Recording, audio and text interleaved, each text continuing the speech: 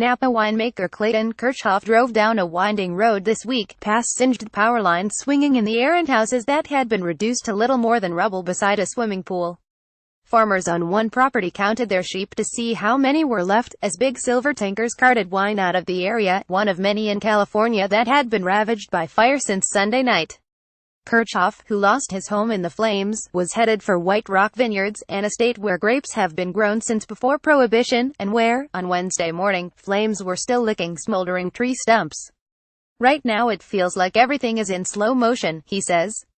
The recent outbreak of wildfires in California is one of the worst the state has ever seen. As of Thursday, more than 8,000 firefighters were tackling 21 fires, which had already consumed 3,500 structures and led to the death of at least 29 people. Emergency officials worked to evacuate more than 20,000 from their homes, many of them in counties famed for making wine to the north of San Francisco.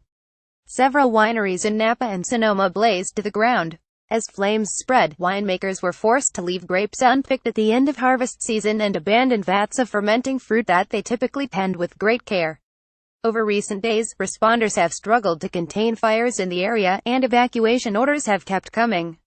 That has left the many people who keep the area's $26 billion wine industry humming, from farmers to tasting room owners, at a loss to assess the damage, even as they prepare to rebuild. The library at White Rock, where family owners have stored examples of the wines they've made for the past 40 years, was lost. Katie Steinmetz, "It's not what you expect during harvest," says White Rock spokesperson Heather Conlon, to be on the run. The Vandendriech family that has made wines at White Rock Vineyards for the past 40 years says they're thankful everyone in their family is safe.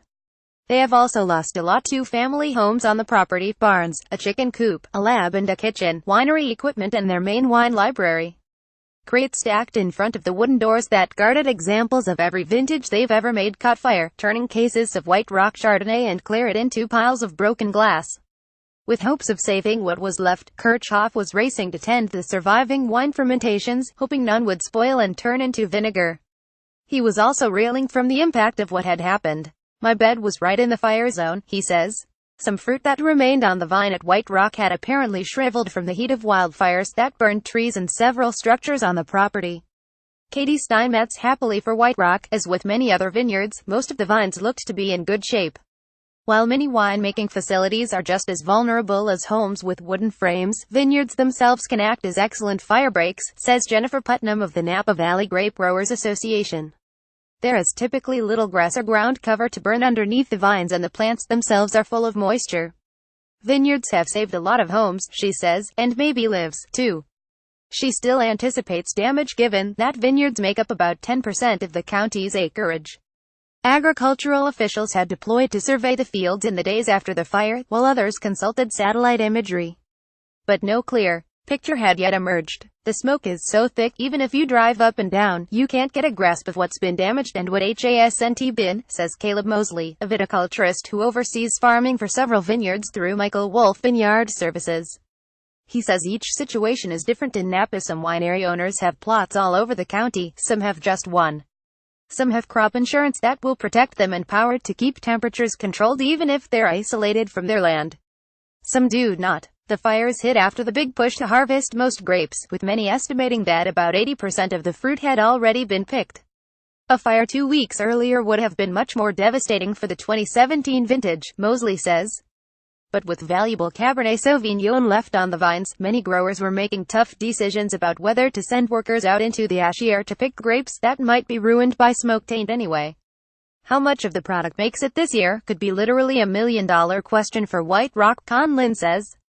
And the region is facing much bigger losses, not just from spoiled wine or shriveled grapes, but from losses of tourism income during what is usually a busy time of the year. Some people in Napa and Sonoma lost both their homes and jobs overnight, and as people in the region tried to locate loved ones displaced by the fires, most businesses in downtown Napa had shut their doors on Wednesday.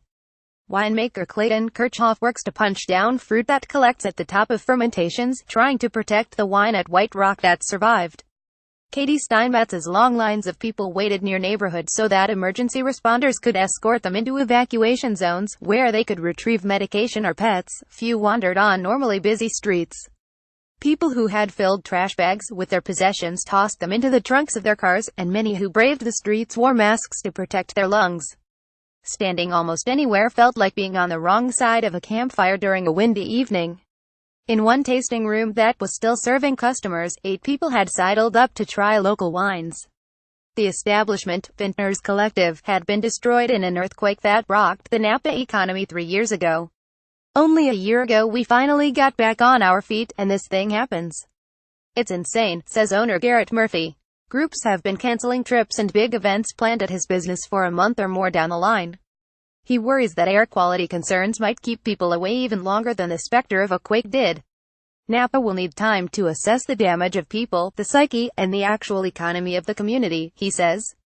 But we always rise. A building used to greet visitors who came to taste wine in White Rock's hillside caves. Katie Steinmetz, the family of White Rock, like many others in the region, sounded similarly defiant notes, saying the region has overcome hell and high water before. Yes, some vintages are probably lost forever, Conlin says, but they're working now to ship out and sell the wine they have already been aging for years, and we're going to get back to work and rebuild as soon as we can. Some visitors were also pushing ahead despite the smoke. One couple at the Vintners Collective bar had come from Calgary, Alberta for their honeymoon, a region that suffered its own wildfires this summer. Though, Joanna and Devin Pipke had second thoughts when they rented a car in San Francisco and found themselves traveling the same direction as all the emergency vehicles. They decided to come to Napa anyway. It's very sensitive for the population, Joanna says, but if someone's going to be open, you want to go and bring them your money. Each time they leave their hotel, they take bottles of water, their phone chargers and their passports, just in case the fire has reached there and while they're out. And on Wednesday, they were sipping some Longfellow Wines Cabernet. In good times, people want their wine, and in bad times people want their wine, says Alicia Sylvia, who was serving them in the tasting room. The show must go on. With that, she went over to another couple and popped the cork out of another bottle. Okay, she said. Rosé.